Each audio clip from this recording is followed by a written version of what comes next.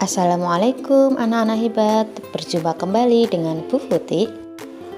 Hari ini kita akan belajar IPA. Namun sebelum dimulai pembelajaran hari ini, mari kita berdoa bersama-sama. Bismillahirrohmanirrohim. Materi pagi ini tentang siklus air KD 3.8 dan 4.8. Tahukah kalian, ternyata permukaan bumi kita tertutup oleh air sebagian besar, yaitu sebesar 71%, di mana 97%-nya terdiri atas air laut dan hanya 3% saja mengandung air tawar. Air tawar ini dimanfaatkan oleh semua makhluk hidup seperti manusia untuk mencuci, untuk berolahraga, sedangkan tumbuhan digunakan untuk berfotosintesis. Kalau hewan biasanya digunakan untuk minum maupun tempat tinggal.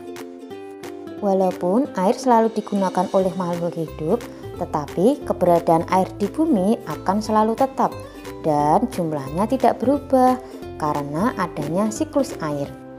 Siklus air adalah proses perputaran air yang terjadi secara terus-menerus dari permukaan bumi ke atmosfer bumi dan kembali ke permukaan bumi. Untuk lebih jelas mengenai siklus air, saksikan video selanjutnya.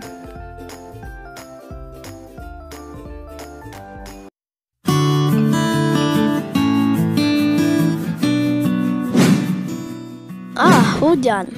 Hei, pernahkah kalian bertanya-tanya dari mana hujan itu berasal? Atau bagaimana awan bisa terbentuk? Ya, inilah siklus air.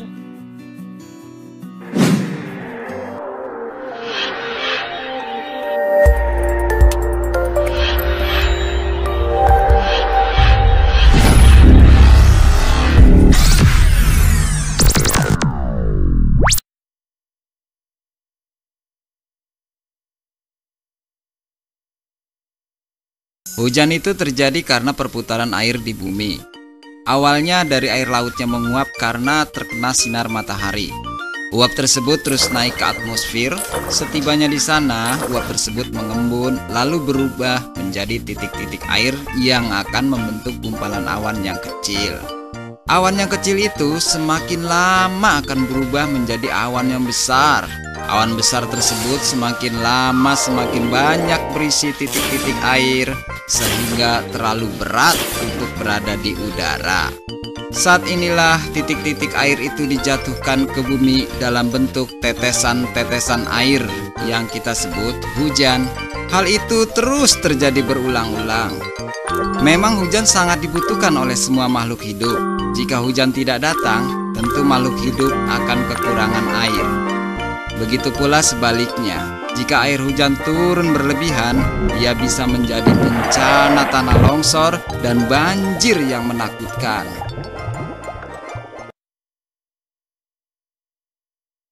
Dari mana hujan itu berasal? Atau bagaimana awan bisa terbentuk? Ya, inilah siklus air. Di saat matahari memanaskan lautan, air menjadi uap air dan naik ke udara. Proses ini disebut dengan penguapan atau bisa disebut evaporasi. Ketika uap air itu mencapai langit, uap itu akan berubah menjadi tetesan air kecil. Tetesan air ini bersama dengan berbagai gas dan partikel debu bersatu membentuk awan. Ini dikenal sebagai kondensasi. Kalian juga bisa melihat penguapan ini di rumah. Lihat saja ketika kalian atau orang tua kalian sedang memanaskan air. Ketika kalian membuka tutupnya, setelah beberapa saat, kalian akan melihat tetesan-tetesan air di tutupnya. Itulah kondensasi. Ketika awan terlalu berat dan tak bisa menahan air lagi di dalam, awan itu langsung mengeluarkan hujan es dan salju. Ini dikenal sebagai presipitasi. Saat hujan, air dikumpulkan di lautan, danau, dan sungai. Air yang turun dari langit akan terserap juga oleh tanah dan menjadi air tanah. Tahukah kalian bahwa tanaman pun berkeringat? Itulah yang disebut transpirasi. Itulah sebabnya hujan lebih banyak di tempat-tempat yang banyak pohonnya, seperti di perbukitan dan hutan. Jadi, siklus air adalah proses yang berkelanjutan, evaporasi, transpirasi, kondensasi, dan presipitasi.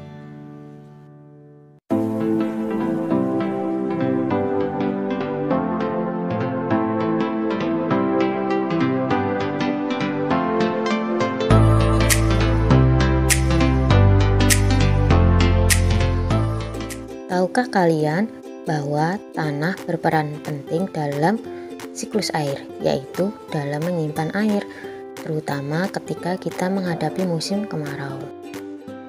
Faktor-faktor yang mempengaruhi ketersediaan air di dalam tanah disebabkan oleh faktor alam dan faktor manusia.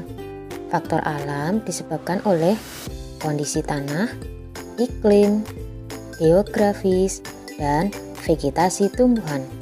Sedangkan faktor manusia disebabkan oleh penebangan liar, pembukaan lahan pertanian, perkebunan, ataupun perumahan, dan pembangunan jalan menggunakan beton ataupun aspal.